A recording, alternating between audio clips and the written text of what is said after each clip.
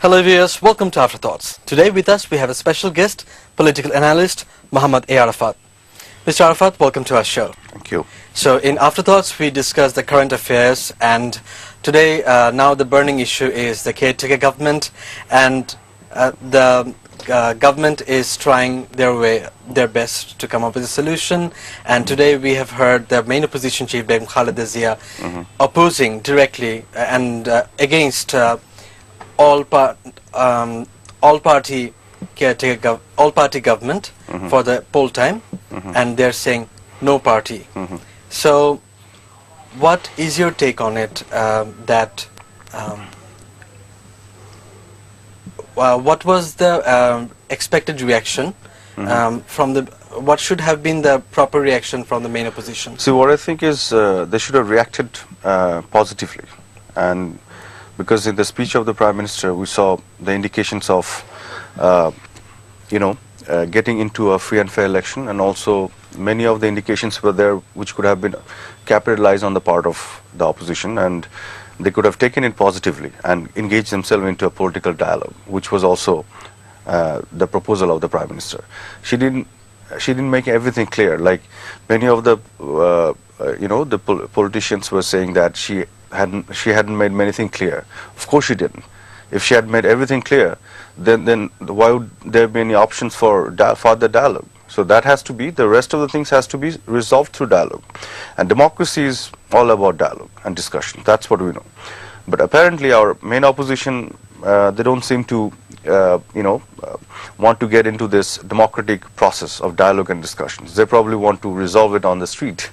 I don't know. This has become the strange political psyche and of our politicians. They think they have to win over their opposition party, whether they're in government or in opposition, before the election. They have to have the trophy in their hand. They have to be the champion and then go and participate in the election. And that's how they can win in the election as well. So, but that is not good, because in that process, the country suffers. The people of the country, the citizens of the country, they suffer. And we have to come out of this, kind of politics. We have to get into more peaceful process and more the process where we should prioritize more discussions and dialogue, and that's how the problem should resolve. I understand that there should be some sort of turbulence in our politics because our democracy is not matured enough. We're still going through this process, and it is gradually evolving, I believe. But in this process, of course, this kind of things are quite natural, I understand. But then again, we also should apply our sense and our maturity and try to understand that the country comes first and the democracy comes first, and that's how we need to responsibly act. That's what I believe. Yes. So as you were saying that both the parties, either be it ruling or opposition, always try to have the last word. They want to go to the election with the trophy. So don't you think it is also very much obvious on the ruling party side as well? Because they could have taken this stance that they're taking today 2 months back, when they were saying that they will have they will not move from the constitution and have a non-partisan government. See, actually the ruling party have been saying this for a long time. If you remember that when the Prime Minister was in UK, like 1.5 years back or so, and then she mentioned this, that she would like to invite some of the members from the opposition and can form a cabinet, bipartisan and all-party cabinet or something like this.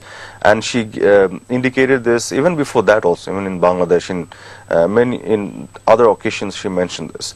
But BNP and the oppositions were actually, they wanted to get this formally in a letter or something, some sort of formal proposal from the ruling party. But they were not doing that. I agree with you. It was probably, they were not doing it from a strategic point of view. They thought like if they had done it earlier, then the opposition would come up with much bigger demand, So it's a game of nerve. So both the parties are playing this. But whatever it is, at the end of the day, when the entire nation was going through lots of, anxiety, and we're not too sure that what's going to happen in all this, both the parties are like in the confrontational mood. So at that point of time, the Prime Minister's speech, I think it came as a token of peace to the entire nation, and out of generosity, like things that she offered, like she is a Prime Minister, you have to understand. In 2008, December, the election, it was Awami League headed by Sheikh Hasina won in the election. She is the leader of the majority party leader, right? So quite naturally, according to the constitution and the tradition of the Westminster form of government, she was invited by the president to form her government, and she did that. And she has her mandate, the constitutional mandate, until the January 24th. So according to constitution, she is supposed to be heading the government even when the election will be conducted, right? But what she said is, once the election commission is going to declare the schedule, the government she is going to head, she is inviting the opposition to give the name of some of the elected members, which she would be more than glad to include them in her cabinet. This is she is doing it out of generosity, I would say. She is not legally bound or constitutionally bound to do it, but given the situation, because there is a bit of mistrust and all that both the sides. So just in the interest of an acceptable election and in the interest of everyone participating in the election, she is offering this. But sir, I would like to interrupt. That as a prime minister, she is not only obliged to work in compliance with the parliament, but she is also bound to the people of the country. Of course. And exactly. all this stubbornness is also costing the entire nation. And the explanations she is giving now about the caretaker government, what it has cost, and it was ruling the country for 2 years after that. I'm talking about the last government.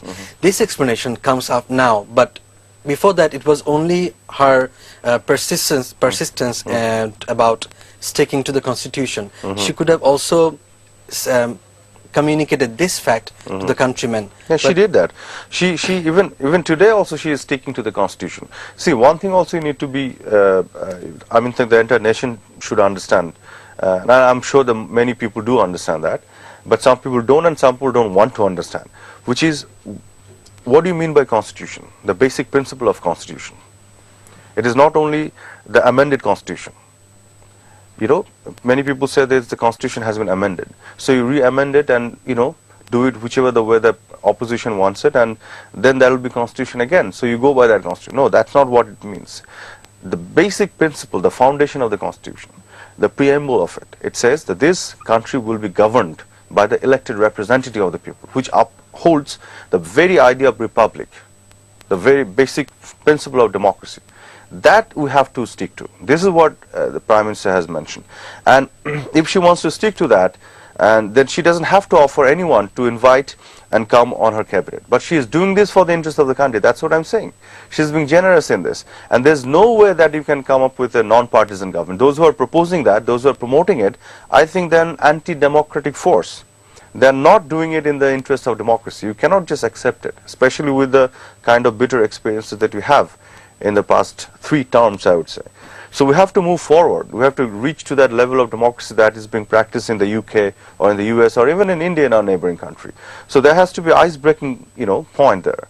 So what I think is we're going through this transition. I believe we have made many development in our democratic process. Now it's almost impossible to rig election because of the presence of the media. It's been so widespread, and also every individual is playing the role of a journalist. They have the cell phone, they have the video camera in the cell phone, and not only this, even the voters list that has been completely changed now, which is everyone has its picture on it.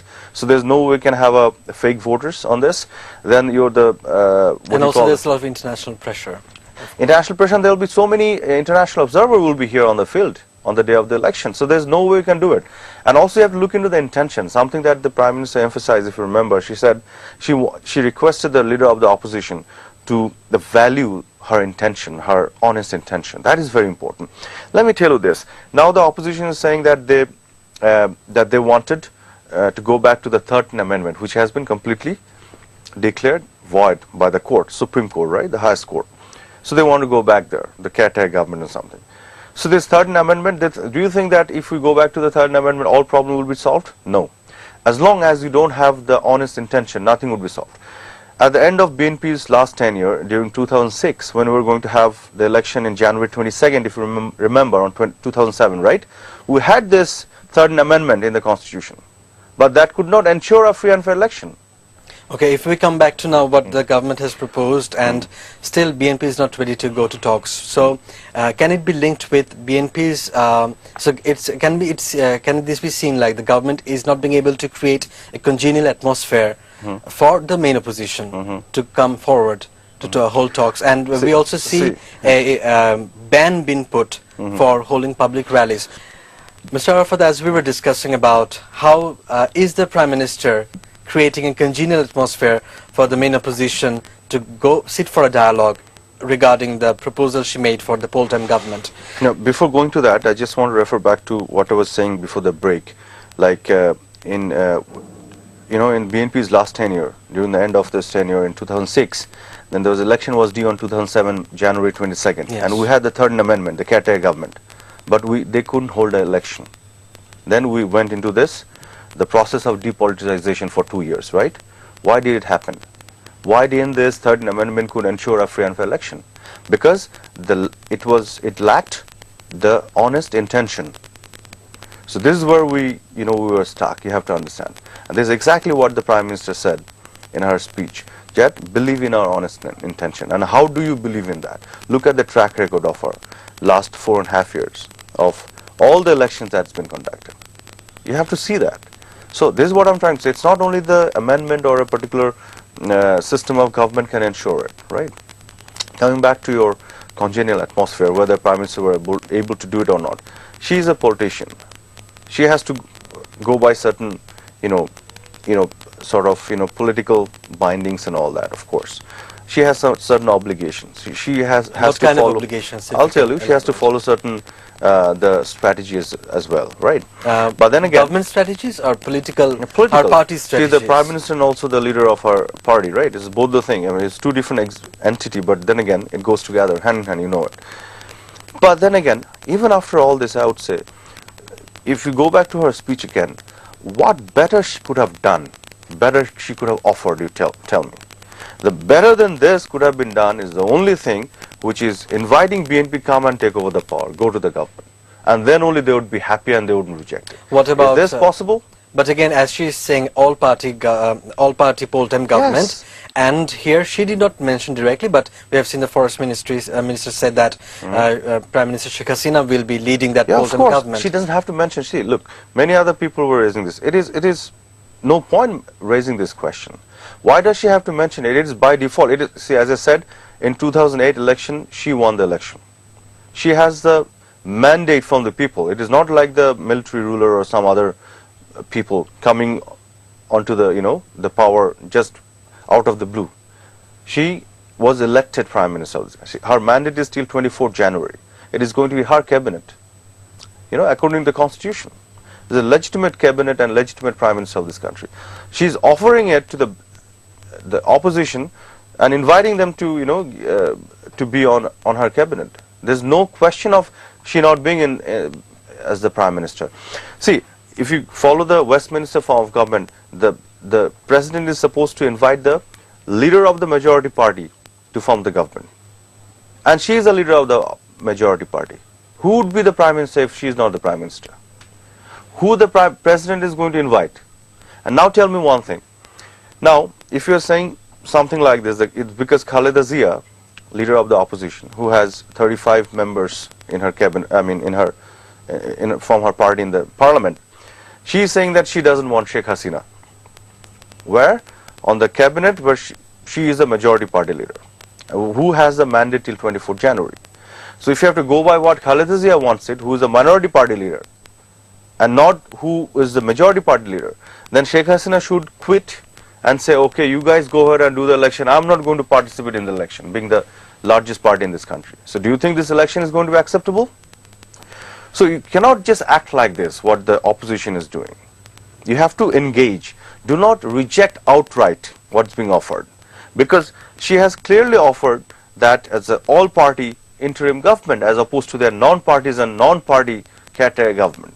And she left options open for everything else, where then we saw that there is room for further dialogue and discussions, which the opposition is not willing to take advantage of. They just have decided, it looks like, they want to just go onto the street, and that's, want to create troubles for the people of this country. And also she has said, main opposition chief has also said that she wants a no-party government, but we have not received any clear directives of how the no-party government Because let me tell you another who thing. are there, who are the people She is who just fighting, the main opposition is just fighting against the shadow. Because they're saying non-partisan, non-political, non-partisan. Who are these non-political people? Exactly, my question, who are those people? You want to go back to the Third Amendment again? Do you think the BNP will come to the election if you go back to Third Amendment? Because they very often accuse the government of eliminating Third Amendment and going, and amending the Constitution, the 15th one, right?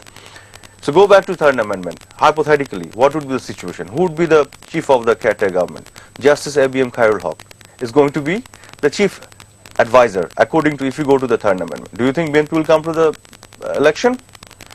The first person who is supposed to be the chief advisor is ABM Khairul Haq. The last person who is supposed to be the chief advisor is the President, Mr. Hamid. BNP is not going to participate even if you go back to Third Amendment. On the top of this, they're not clearly saying that who are the people that they want to see as the chief of the caretaker. Hypothetically, there's no way that you can go there, but hypothetically, if you're just discussing this. So, can you tell me one person who can be the chief of the caretaker government who enjoys the confidence of both the party? Is there any person like this? So why to fight against the shadow? We have to come out of this ad hoc solution. This is what I'm in favor of. We have to get into a permanent solution, and through the systemic reforms, we want to make sure that the free and fair election will be ensured in this country, and no one can rig the election. This is exactly what we need to do. So that every time before the election, the entire nation should not plunge into this and get stuck with the election. I have serious opposition in discussing about the election only all the time. I've mentioned in other talks a few days back. How about the future of this country? We're just thinking about stuck in the discussion with the election process. Okay, fine, we have an election. Then what about the future of this country? What about from the past experience that you have, the emergence of militancy again, the bomb attack again every other day? What's going to be the situation in this country? How about we're going back to the dark age again, when every other hour we have load shedding? How about go back to this food deficit again? So these are the things we need to focus on, right? So what I want the main opposition is come into a positive competition with the government, which is you tell the nation that yes, we failed in our previous regime to produce power, but this government has produced power, so we want to double it. You tell the nation that yes, we failed to produce enough food, we were in food deficit, this government has taken us to the food surplus, we want to double it. Tell the nation like this. You tell the nation that yes, we failed horribly, miserably in the infrastructure, in implementing. But I'm sure like failures and success that's not a story of both the parties. No, hold on. But the major thing you have to understand, what I'm saying is all the facts. So let them say that we failed in the infrastructure project, this government has successfully done many things, we want to double it. You tell the nation, yes, the previous government, we contributed in the emergence and of the militancy, but this government showed that zero we tolerance. We can only hope that they will be saying this. Let me finish it, because the nation should know this. So this is the positive engagement. This is how we want to know. So what do you think is what is going to happen in the next few days or months? So we are almost at the end of the show. So we would like to the good hear intention, your speculation. The good intention that has to prevail, the honesty that has to prevail, and this false propaganda has to stop. See, now when you are not being able to engage in the positive competition, then you are lying to the nation. No, we all know that. I mean, everybody knows that. But so, what you think is going to happen now that BNP has said no? And so, what is the next step? See, that's what I'm saying. If you see the lack of good intention, then what has to happen will happen. This nation will suffer. Simple as that. But then again, the people with good sense, they'll have to fight for democracy. People with good sense, they'll have to fight for development, and this has to be done. And whoever wins, this is how we see our future of this country. Whether we're going to go back to dark, we're going to go back to militancy, we're going to go back to no infrastructural development, we're going back to again the war criminals back in the power, or we're going back to a modern progressive Bangladesh. We hope that we're going towards a modern progressive Bangladesh. Exactly. We're at the end of the show. Thanks a lot for being with us. Thank you. And viewers, we're listening to Muhammad A. Arafat, political analyst, on our future election.